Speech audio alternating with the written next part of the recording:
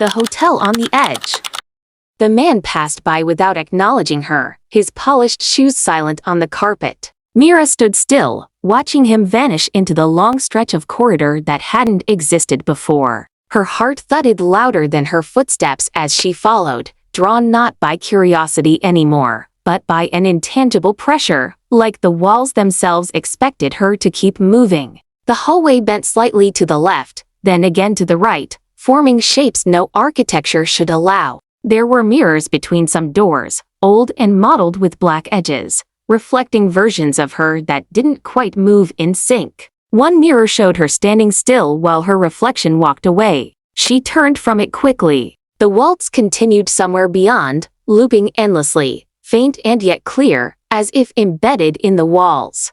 She passed rooms that seemed untouched for decades, doors half open revealing empty chairs facing nothing, fireplaces without flame that gave off impossible warmth, beds perfectly made but with dents as if someone had just risen. Paintings lined the walls, not the elegant portraits she remembered from the hotel lobby, but unfamiliar faces in mid-century attire, their eyes following her too closely. One painting, near a stairwell that descended into darkness, showed a group of hotel staff smiling stiffly. At the center of the image was the same man who had checked her in. He looked younger, but unmistakable. She stared longer. In the bottom corner, nearly hidden in the painted shadows, was a figure in modern clothes, holding a suitcase. The figure looked like her. She kept walking. The wallpaper patterns began to change subtly. The florals turned sharper, thorned. The sconces flickered more erratically. Occasionally, she passed a window,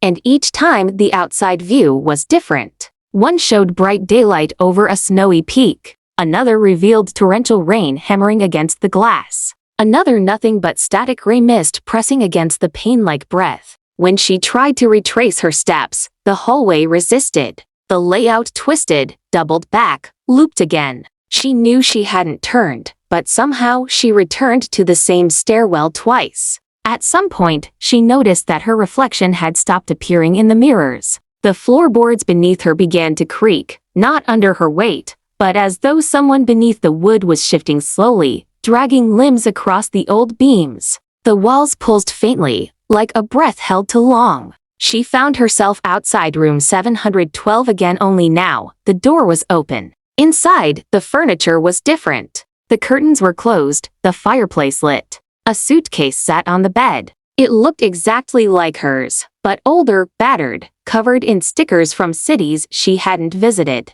She entered. Her own scent was in the air, a specific combination of the lavender soap she'd used that morning and something more worn, like pages from an old book. The desk now held a stack of handwritten letters, sealed in yellowing envelopes, all addressed to her in faded ink. She didn't touch them. Instead, she sat in the chair by the window and drew the curtain back. Outside was the same mountain valley she remembered from her arrival, only there was no hotel, no parking lot, no road, no sign of recent life. Just forest. Miles of it, silent and still. A movement caught her eye in the glass, not in the landscape, but in the reflection. Behind her stood the man in the tuxedo. Not moving, not quite real. She didn't turn. She only watched as his reflection stepped forward, slow and inevitable, until he blocked out her own. And then, she wasn't looking at the reflection anymore. She was looking out from it. The room was quiet again.